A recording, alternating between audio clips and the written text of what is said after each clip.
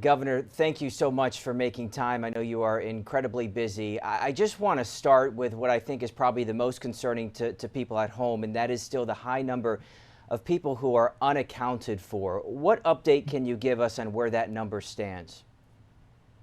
Well, the search and rescue is ongoing right now.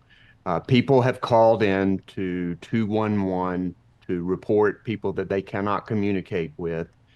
Rescue teams are going out, knocking on doors, sometimes having to airdrop into places to check on people. A lot of people have been reunited, finding out that everyone is okay, but that process is ongoing. We know that there will be more fatalities. There are 55 confirmed fatalities in North Carolina right now. That effort is continuing to go on. We have people from all over the country who have joined search and rescue. Our National Guard alone has rescued 1,400 people. So the process continues to move forward. I can't exactly quantify that number because people are constantly being reunited and there's communication being set up, and we are working very hard to save lives. That is the number one priority right now. How much of it is an issue of this lack of cell phone service that is hitting so many of the communities in Western NC? That's most of it, in fact, because there are a lot of people who have gone a period of time just can't get out because the roads are blocked and can't communicate because they don't have cell phone service. And many people have been relieved when they are finally able to communicate with their friends and relatives. And we want to continue reunited people, rescuing people. That is the number one priority. The second priority is getting food and water to people. Uh, FEMA is working closely with us, our National Guard. We have private nonprofits that have worked with us to set up 3 mass feeding sites. Millions of liters of water are being delivered in. We have a lot of water systems out. I'm about to leave this and to get an update on where we are with repair of water systems, which will tell us a lot about how long we need to sustain a lot of mass quantities of water commodities going into these areas. We want to get these water systems back up and running as quickly and as safely as we possibly can. We also are Yeah, and I working know on cell people in. phone service. Yeah, sorry. Cell phone service is a big deal. They are continuing to move their deployable mobile devices in to help with cell phone service. We're seeing progress there. Power outages are down from 1 million to a little over 250,000 as of this morning.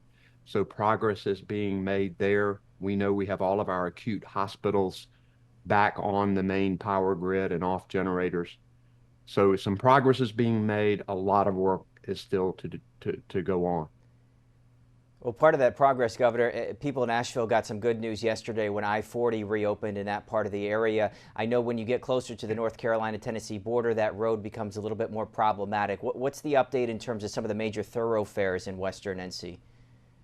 Well, I've been on the ground for a couple of days in Western North Carolina, and there are still hundreds of roads that are blocked and impassable. And I want to tell people, unless you are helping with repair, rescue, and volunteering, do not come to Western North Carolina because we need to keep the roadways clear to bring in supply trucks. I-40 from North Carolina into Tennessee is in an awful condition. And in fact, they are assessing now what we can do to potentially create a temporary way through. Right now, they're assessing the safety of it. If you look at it, a large chunk of the entire interstate is just gone.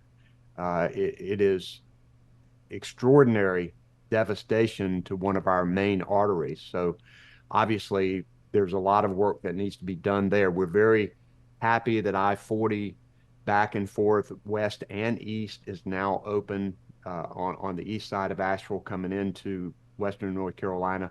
I-26 also is open, which is good, but that doesn't mean people need to come because we need those arteries to bring in supplies, to bring in rescue volunteer workers, medical personnel, cell phone trucks, uh, utility trucks to cut the power back on.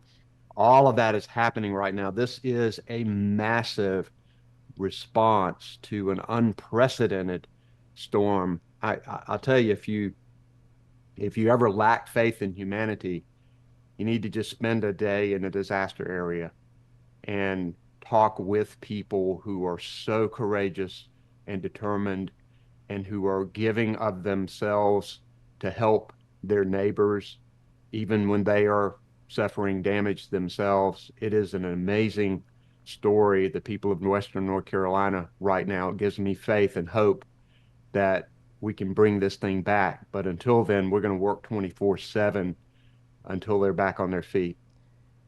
Governor, Senator Tom Tillis and Senator Ted Budd joined a group of bipartisan senators yesterday to sign a letter saying that Congress is very likely going to need to act to put in place more federal assistance, for more federal dollars. I wouldn't ask you to put a ballpark on how much money this is going to cost the state, but do you believe Congress will need to return before the election to get some new federal assistance for North Carolina? We know we're going to need significant money in order to build Western North Carolina back in a more resilient way. Hundreds of millions of dollars, more than that, likely. We don't know because we'll be making assessments as we go along. But when I see the damage that has been done to public buildings, to roads, to people's personal homes, to bridges, to water system, just everyday infrastructure, it is astounding what has happened. So we know we're going to have a significant investment. You know, the good thing is that North Carolinians are already applying for individual assistance. You can go to disasterassistance.gov at FEMA or download the FEMA app and you can apply for assistance. A lot of North Carolinians have already taken advantage of that. Uh, we have the president's coming today, the Secretary of Homeland Security, the FEMA administrator has been on the ground with me over the last few days. We're continuing to surge resources into Western North Carolina. We know there's a lot to do, but we know this effort will be significant and that we can bring Western North Carolina back. I know we can. We must. Governor, since I have you, I do want to get your reaction to a report from WRAL this morning that found as you were seeking approval for emergency powers to order evacuations and begin other emergency actions last week before the storm even came through from the North Carolina's executive branch, the Council of State, every member of the Council of State responded except for Lieutenant Governor Mark Robinson. I just wonder if you have a comment on that. Well, officials need to be doing their duty, particularly in a time of trouble. We all need to pull together right now. We need to put politics aside and we need to come together, all of us, to make sure we respond to the disaster that's happened in Western North Carolina. And that's what I think most of us are trying to do. Um, Two last quick questions before I let you go. Just talking, this has not gotten a lot of attention for good reason because the attention needs to be on the people who are suffering right now. But a big part of the Western North Carolina economy, I don't have to tell you, is the changing fall season, the changing of the leaves, which in some estimates is worth more than $1 billion to the state. What is your message to tourists who were considering coming to the state? Should they postpone to next year? Well, don't come now. Don't come now. I think over the next few weeks, we will see what we've been able to do, how much we've been able to build back. There may be a difference in some areas and not others. So we don't want you here now, that's for sure. Lastly, quickly, Governor, I just want I'll have our producer put it on the bottom of the screen here, the way that people can donate. NC.gov/donate is how people can donate, and that is housed by the United Way. I'm sure you don't have this number, but do you have any sense of just how much money has been raised or how many people have reached out to donate and help the state? Yeah, we have a massive federal, state, and nonprofit response to this, but there are always holes. And this disaster relief fund, nc.gov/donate, is a place where you can donate to help. We know that a lot of people are. I haven't gotten the latest numbers on it, but we appreciate any help people can give. nc.gov/donate. Governor, thank you so much for your time. Appreciate it, and thanks to all the state employees around the area that are doing a lot of great work. So thank you so much. Thanks, Ruben.